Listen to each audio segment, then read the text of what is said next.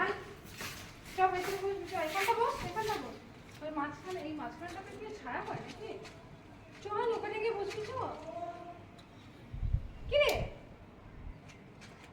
এই ছায়া পাচ্ছে এই জায়গাটা? না না, বাবা মাঝখানে এরকম ভাবে গাড়ি ফাড়ি মেরে দেবে, কখন ঘুমিয়ে থাকবে।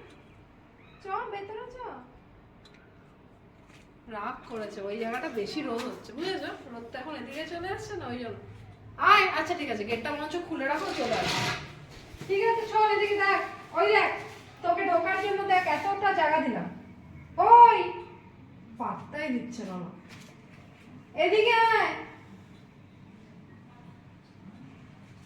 রাগ করেছি। এই দেখো, এটা হচ্ছে পার্সেল। ঘটনাটা আমি ঘরে গিয়ে তোমাদেরকে বলছি আজকে কি হয়েছে। বন্ধুরা, আমি এখন খেতে বসেছি।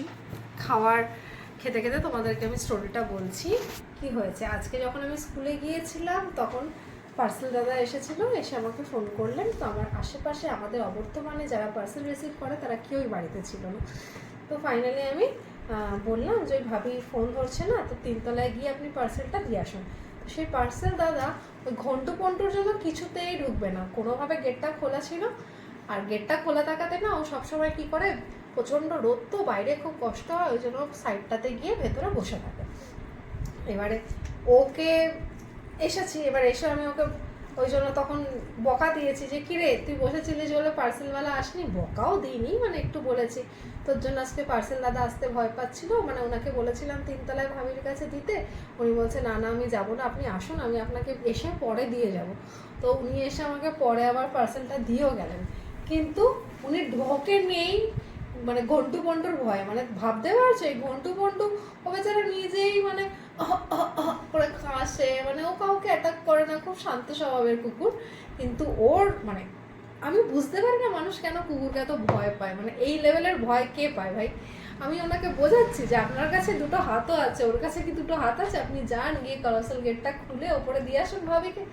উনি কিছুতেই রাজি হলো না, উনি রোদের মধ্যে দাঁড়িয়ে রইলেন, তাও আচ্ছা, এদিক ওদিক ঘুরে আবার এলেন, তাও আচ্ছা, কিন্তু উনি ভেতরে ঢুকলেন না। ওই জন্য এখন ঘন্টু পন্টুকে আমি বলেছি যে তোর জন্য ভয় পেয়েছে, ও কি জানি, ও মানে বাঙালি কুকুর ছিল, ও কি করে আমার কথাগুলো বুঝে গেল, বুঝে গিয়ে বসা করেছে, এখন ওখানে মাঝ রাস্তায় বসে আছে। ওকে এখন আমি ডাকছি আয়, রোদ লাগছে, ভেতরে এসে বস, ও কিছুতেই বসবে না।